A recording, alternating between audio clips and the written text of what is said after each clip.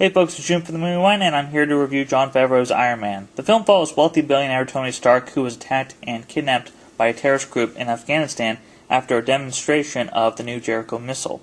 The ringleader, Raza, offers Stark freedom in exchange for building a Jericho missile for the group. Through this terrible event, Tony's eyes are wide open. With the help of Dr. Jensen, a fellow captive who saved Tony's life by building an electromagnet from keeping the shrapnel away from his heart and his chest, Tony is able to build a suit of armor which he uses to attack and escape from the terrorist group. When he returns home, he announces that his company will no longer manufacture weapons, to the disappointment of Obadiah Stane, his father's old partner, and the company's manager, played by Jeff Bridges, Lieutenant Colonel James Rhodes, played by Terrence Howard, and even his assistant Pepper Potts, played by Gwyneth Paltrow. Taking full responsibility for his company, Tony recreates a more advanced suit of armor to combat the enemies who use his weapons he's built. Thus, he's Iron Man.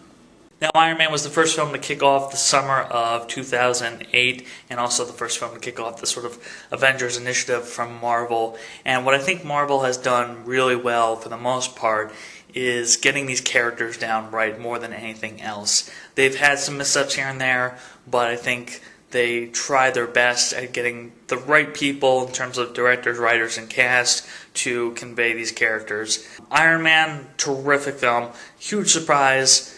Yes, it's got some shortcomings, but it's a lot better than I expected it to be. The film's been in development ever since 1990, and the property has been passed around from one studio to the next. Eventually, Marvel gained control of the property again, and I think they tried to make the best Iron Man film possible by, hiring smart people like Jon Favreau, who did combine several scripts from other writers.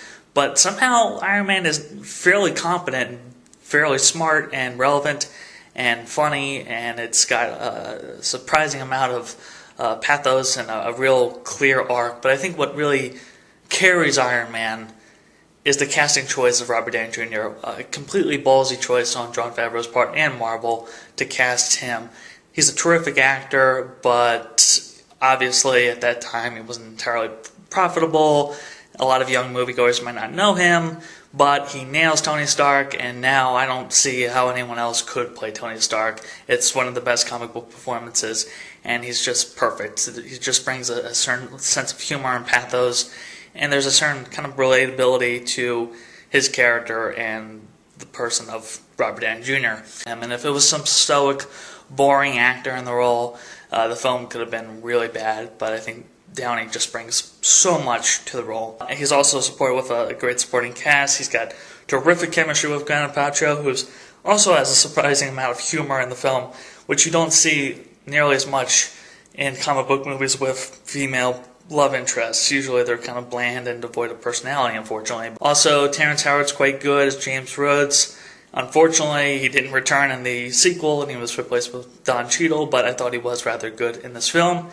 And Jeff Bridges is also quite good as Obadiah Stane, who does become sort of one-dimensional bad guy by the third act of the film and starts acting like the evil bad guy. But throughout most of the film, though, he's got this sort of charm about him that, he doesn't try to be like particularly devious, where you, the audience, and everybody knows that he's the bad guy, and everyone and the other characters are idiots for not seeing that he's clearly the bad guy.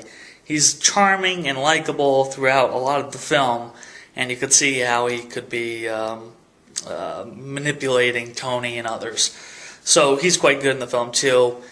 If I had one gripe with Iron Man, I would say the third act is a bit of a bust in comparison to the first two acts. Just the action sequences aren't particularly impressive. It's one character exchanges a blow, the other character exchanges another blow, rather than having them kind of attack each other at the same time. I don't think Jon Favreau's strengths are necessarily action sequences, but still he brings some great comedic beats, and I think he tells the story competently, and I think Iron Man is a very well-made film, and like I said, it's carried so much on the talent and charisma of Robert Downey Jr., who's given a terrific arc, and much more of a clear arc than in, say, the second film, in Iron Man 2.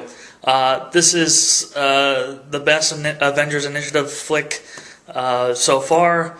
Unfortunately, the sequel wasn't too good, but I did enjoy this film quite a bit, and despite a slightly lesser third act, Iron Man is exactly how a comic book movie should be done for the most part. So yeah, that's it for the movie wine. In terms of if this is something you have to see, I would.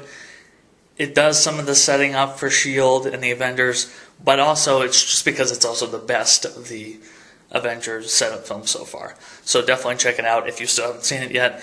And that's it for the movie wine. Have a good day, folks. Till next time.